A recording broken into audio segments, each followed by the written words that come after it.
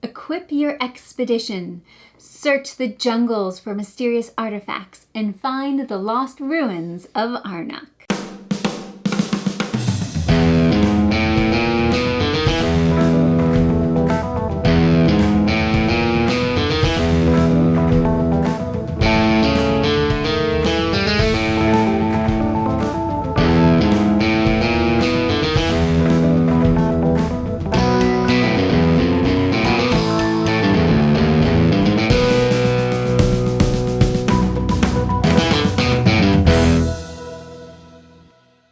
Thank you for joining us today at Tantrum House Studio D. I'm Melissa Delp. And I'm Kevin Delp. Lost Ruins of Arnak is a 1 to 4 player deck building worker placement exploration game. Takes about 1 to 2 hours to play. It's designed by Min and Elwin and it's published by CGE, and they sent us this prototype copy to review. And here's a quick overview of the game.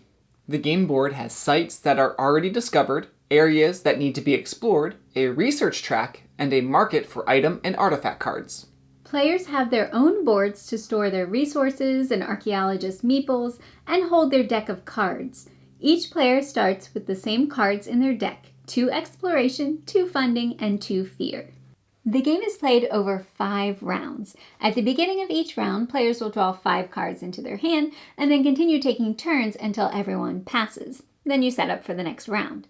At the end of the 5th round, whoever has the most points wins. On each turn, a player takes one of these actions. You can dig at a revealed site with one of your archaeologists by playing a card with the matching travel icon or a more advanced mode of travel.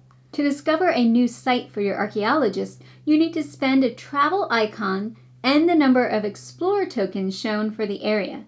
Then you claim any idols and draw a tile for the site. You immediately gain the benefit.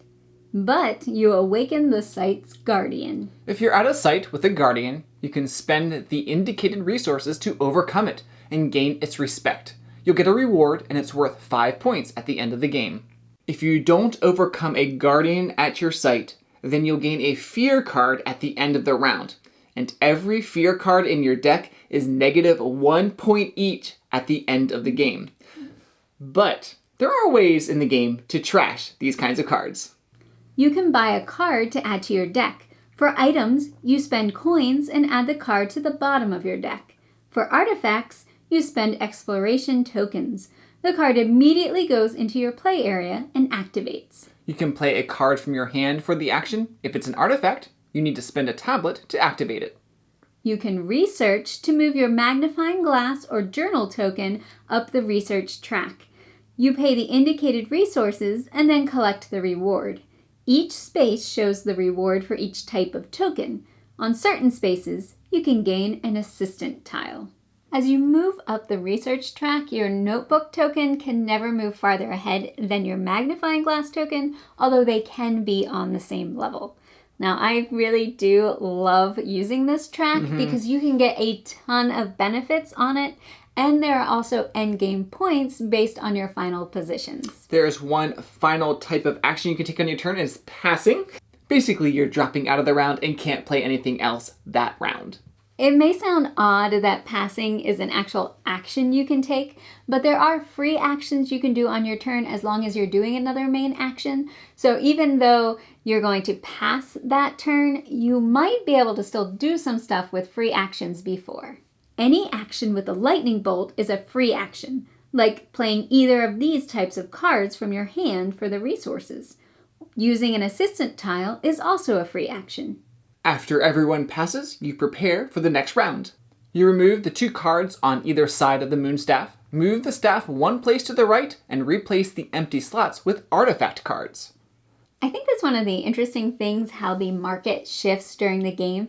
At the beginning, you have 1 artifact and a lot of items, and then as the rounds progress, you get more and more artifacts and fewer items. And I think that makes sense because it's keeping those exploration tokens relevant. At the beginning of the game, you're using them a lot for exploration, but eventually you'll have explored the whole board, and now you can still use them to buy the artifacts even when you don't need them for exploration. Another interesting thing is how the deck building works. you're going to draw your cards, and those cards are for the entire round, not just one turn. And there's no discard pile because after that round's over, all the cards you've played, you're shuffling them and putting them at the bottom of your deck. And that means that any items that you bought during that round, the ones that you've put on the bottom of the deck, are going to be above all the cards that you've just shuffled and put underneath them. So you're guaranteed to draw those item cards earlier. I like that the cards are multi-use. You have to decide if you're going to use them for the travel icon, a free resource, or action. So I like games that give you a lot of choices to make on your turns, paths to victory, and I think this one has a lot of different routes people can go. Oh yeah. There's the exploration and the guardians, so you're getting those idols and guardian tiles which are worth points and also rewards for getting there. There's cards, you can buy a lot of cards that are going to help your deck be stronger, give you lots of actions. And those cards are worth points too, Oh, yeah, like true. 1 to about 3 or 4 points. And of course, there's climbing the research track, like we've talked about earlier. You're getting those rewards. There's even special rewards for the first person to get to a space.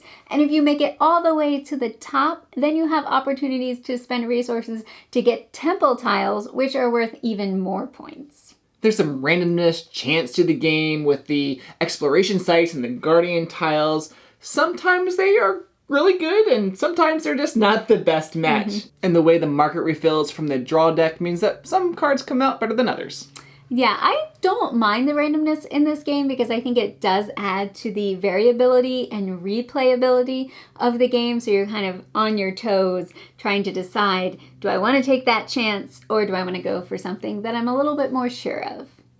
For more variability, you can play on the opposite side of the board, the Snake Temple side. It has different travel costs for sites and a different research track. The other side of the board is definitely more difficult in my opinion. It's harder to get exploration tokens on the side, and as you're going up that research track, those top spots, you're actually gaining fear cards in your deck, and that's not good. So we've played this quite a few times. Most of them have been at 4 players. I really enjoyed my plays of it, and we were able to basically explore the whole board. So we've also played this 2-player, and I've enjoyed it. Some of the minor changes are there's less worker placement spots available because they're blocked, and I would say with 2-player, I don't think we were able to explore all the different sites because we just didn't have the time to do it. And even though this is a prototype, I believe the art is final, and I really enjoy the look of Lost Ruins of Arnak. Those spiders are kind of scary. So Lost Ruins of Arnak has a lot of interesting things going on with it. It's fairly unique, but if I had to compare it to some other games, I would say it has a little bit of Lords of Waterdeep in it, because as you're in that game, you're getting more buildings on the board to add to the worker placement spots, and that's kind of similar to exploring those sites and opening up more areas where people can go. Also, maybe a little bit of Clank because it has the market for cards. So you don't know exactly what's going to be available on your turn if other people purchase. And then there's a little bit of mystery of what your rewards are going to be. So kind of like taking in Clank your character onto a spot with a minor or major secret. You don't know exactly what you're going to get. You know it's going to be good, but some rewards you're kind of hoping for more than others. Overall, I've really enjoyed this game, and I'm pretty sure that it's going to make my top 10 games of the year. Whoa, you've heard it here first, folks. I've really enjoyed the mix of the deck building and the worker placement. I think both of us really enjoy medium plus weight games, and I think this is right up our alley. So if this sounds like something you would enjoy, check out Lost Ruins of Arnak from CGE, and as always, please like this video and subscribe to Tantrum House.